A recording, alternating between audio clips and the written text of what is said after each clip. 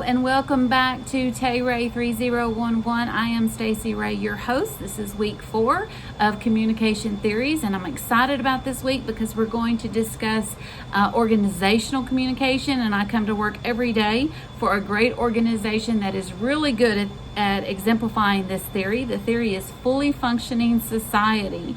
So in our text on page 334, this is described as when organizations can meet its goals while also meeting the goals of the communities that they live in. So one of the things that I read when I read this that I thought about was Maslow's hierarchy of needs. Because one of the first things organizations need to do whenever they go into communities is provide a wage that allows individuals to feed themselves and their families, that provides enough that they can have housing and clothing and a means to get back and forth to work.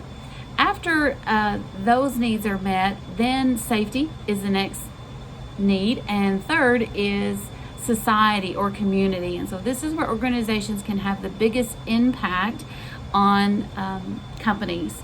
So I really do think that this theory is very valid and very self-evident here in the United States. I find that it can be very heuristic because it's built into our economics. It can become intertwined with our culture, where when you think back on societies where organizations and towns have built around organizations, and as those businesses have left, the towns have died. So it really proves itself to be true that the more that corporations invest in the community and the community invests in the organization, then it creates this win-win cycle. So some of the other ways that organizations can fulfill this theory is through things like promoting workforce development or education, as corporations give back to the school systems.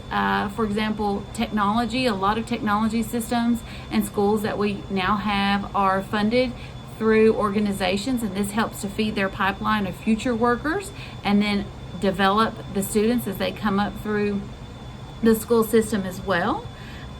Other ways that organizations can promote the fully functioning society theory is through volunteer support. Oftentimes organizations will donate to places like Habitat for Humanity or food drives. I know during COVID, when people were really struggling and being laid off, we went out and did food drives here in our parking lot.